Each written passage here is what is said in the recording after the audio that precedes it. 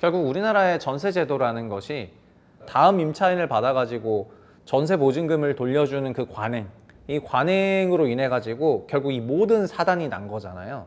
다음 임차인이 안 들어오면 전세 보증금 못 돌려주는 건데, 그리고 다음 임차인이 더 높은 업전세 가격으로 들어와야지 이 사람한테 돌려줄 수 있고, 한 5천 1억이라도 낮게 들어오면은 임대인이 이 전세금을 못 돌려주고, 이런 케이스들이 반복되어 왔다는 거 아니에요?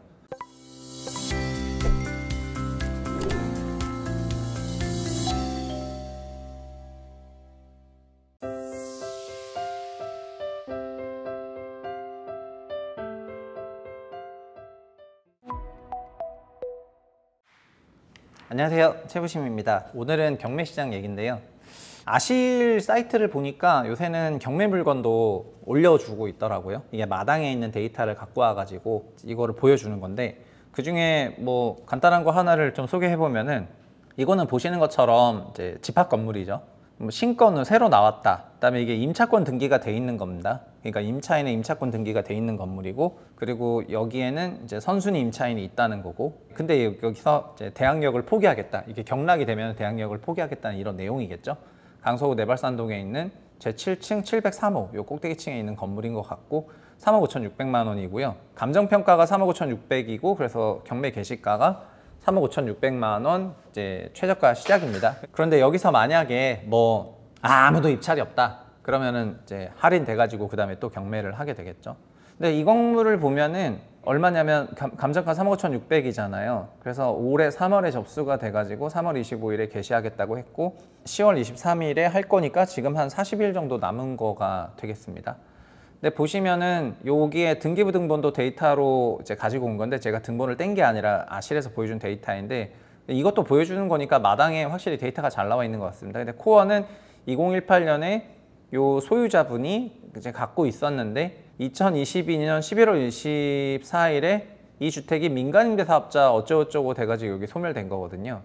그리고 나서 임차인이겠죠, 이분이 이제 임차권 설정을 한 거고, 그 다음에 이제 강제 경매가 된 겁니다. 올해 3월 25일에. 23년 9월에 임차권 설정. 그러니까 이게 전형적인 2018년에 이제 전세 끼고 샀는데, 결국 민간 임대사업자 이제 건물이었지만 결국은 역전세 때문에 전세금을 못 돌려주는 사태가 됐고, 임차권 설정 등기하고, 그 다음에 요 임차인이 주택도시보증공사에다가 보증보험을 가입을 했던 거죠. 그 보증보험을 가입해가지고 그 보증보험을 수취해서 임차인은 이제 금전적 손실은 없지만 이제 주도보가 이거를 강제 경매하게 되는 겁니다. 주도보가 강제 경매를 하고 경락대금을 토대로 자기가 일부 회수하게 되는 거고요. 이제 그러니까 주택도시보증공사가 한 거죠. 그러니까 이분이 임차인은 여기 들어가시면서 전세보증을 가입했고 했으니까 어쨌든 다행이죠. 얼마에 낙찰될지 모르겠지만 주도보는 이제 3.37억을 줬으니까 임차인한테 이 금액이 3.37억 이하에 낙찰되게 되면은 주도보의 손실이 되겠죠. 그런데 뭐 요거를 3억 5,600만 원에서 시작을 하니까 만약에 3.56에 낙찰이 된다고 하면은 어쨌든 손실은 아니게 되는 거죠, 주도보 입장에서도. 근데 그렇게 되는 거고, 임차인 입장에서는 뭐 말끔해지는 겁니다. 그 임차인도 이 문제가 없고 임대인도 이 문제가 없고. 근데 이 금액이 3억 3,700 이하에 낙찰되게 되면은 결국은 그 돈은 주도보 손실이나 마찬가지인데, 근데 이런 방식으로 주도보가 이제 손실로 기입을 한 금액이, 그러니까 미회수 금액은 10조가 넘어가는 거고, 손실액도 지금 현재 기준으로는 어쨌든 4조가 넘어간다는 건데, 그냥 어마어마한 돈이 되는 겁니다. 여기서 생각해 볼 게 뭐냐면은, 임차인이 전세보증보험에 미가입을 하게 되면은요, 그러면 이런 집은 결국 경락을 받아가지고 임차인이 떠안아야 될 가능성이 되게 높아요. 근데 임차인도 전세금을 다 띄어가지고 이제 이렇게 된 상태인데, 이거를 경락으로 본인이 떠안을 수밖에 없는 이유는, 요거를 남이 제3자가 떠안게 되면은 요 임차인에게 선순위 그 채권이 있으니까, 3억 37억에 대한 선순위 채권이 있으니까 이걸 새로 경락받은 사람도 이걸 줘야 되거든요. 근데 요런 이제 문제가 발생하는데, 이분은 다행히 주택도시보증공사에 보증보험을 가입해가지고 이런 일이 생겼던 것 같습니다.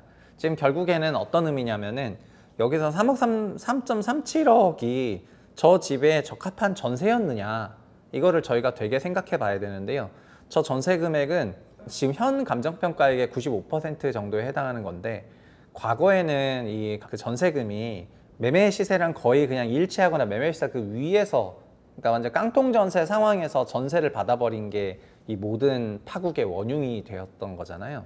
그래서 그런 부분으로 인해 가지고 새로 전세를 받아도 시세보다 더 높은 소위 업전세 금액으로만 받아버리거나 이런 게 굉장히 존재했었기 때문에 감정평가 금액에 따라서 보증받을 수 있는 금액 한도도 달라졌으니까 매매 시세가 없으니까 간평을 했는데 간평이랑도 짜가지고 지금이야 경매할 거니까 3억 5,600 간평 나왔는데 옛날 같은 경우에 어떤 식으로 나오는 거냐면은 더 비싼 감정평가 때려버린 다음에 그 감정평가의 140%다 뭐 얼마다 이렇게 해가지고 더 높은 금액으로 전세보증보험 나가버리고 그렇게 높은 금액으로 전세보증보험 나가버리니까 결국은 전세 입자는 그렇게 들어와서 보증보험을 했는데 과거엔 제도가 정비 안 됐을 때 선순위로 전세 계약한 날 그 자리에서 막 그 건물 바로 매도 쳐버리고 하여튼 이런 사건 사고들이 어마어마하게 많았는데 지금도 보면 여전히 주도부가 어쨌든 전세 보증보험을 지불하고 자기네가 게시하는 경매가 많더라.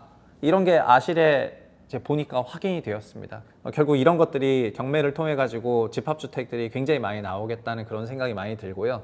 이런 생각을 하다 보면은 결국 우리나라의 전세제도라는 것이 다음 임차인을 받아가지고 전세 보증금을 돌려주는 그 관행, 이 관행으로 인해 가지고 결국 이 모든 사단이 난 거잖아요. 다음 임차인이 안 들어오면 전세 보증금 못 돌려주는 건데, 그리고 다음 임차인이 더 높은 업전세 가격으로 들어와야지 이 사람한테 돌려줄 수 있고 한 5천 1억이라도 낮게 들어오면은 임대인이 이 전세금을 못 돌려주고 이런 케이스들이 반복되어 왔다는 거 아니에요? 그래서 그렇게 이게 반복되어 왔다는 그런 상황 속에서 뭐 소위 1,000조 원의 전세 마켓이 그냥 막 왔다 갔다 했다는 걸 보면은 그동안 이쪽 시장이 얼마나 관리가 안 됐는지를 알 수가 있는 부분이고요. 22년에서 24년에 있었던 전세 사기 사건으로 인해 가지고 지금 비아파트 부분의 임대차 시장은 소위 완전히 월세화가 됐습니다. 이제 전세가 그냥 거의 없어. 아마 이거를 경락 받으시는 분도 그냥 월세로 돌리시지 않을까 개인적으로 그렇게 생각을 하고 있습니다. 결국 그러면은 월세 수익률이 나오는 상황에 어떤 매각 가격이 나올 거라 생각이 되는데 주도부가 이걸로 손실을 입을지 않을지는 저희가 지켜봐야 될 부분인 것 같고요. 이런 거를 그동안 너무 깔아놓은 거죠. 전세보증보험의 보험료가 0.1% 정도밖에 안 되는데 사고율은 1%를 넘어가니까 보험회사 파산을 한 거나 마찬가지고요. 주도보란 회사는 사실은 지난 10몇 년간 1년에 5천억씩 돈을 벌어가지고 7조가 있었는데 그 7조가 마이너스 10조 때문에 다 사라져가지고 지금 자본이 마3조가 된 그런 상황입니다. 10몇 년 동안 그 일 잘 해오던 그런 거에 전세 사고가 안 나가지고 그냥 소위 손 안 대고 코 풀던 그런 회사가 연에 5천억씩 분양보증 사업하면서 5천억씩 벌었었는데 분양보증으로 돈 벌었던 거 전세 사기로 다 날려가지고 뭐 이런 상태가 된 거거든요. 여튼 그래서 전세 시장을 보니까 요즘에 경매에 관심을 가지시는 분들도 굉장히 많아진 것 같은데 어쨌든 권리관계 분석이 잘 되고 시세 분석이 잘 되신다고 하면은 경매 경락을 통해 가지고 이제 주택을 마련하는 것도 한 가지 방법이 되겠습니다. 근데 또 경매 쪽에서는 주택임대사업자 등록이나 매매사업자 등록을 해가지고 경락대금 대출 받는 거가 열렸었다가 지금 이번에 구칠 대책으로 이것도 막아버렸기 때문에 경매 시장도 조금 냉각될 것 같기는 하거든요. 여튼 가계대출과 파생된 많은 대출 부분도 다 이제 옥죄고 있는 그런 상황에서 경매를 해야 된다는 거, 현재 주도부가 이런 상황인 것 같고요.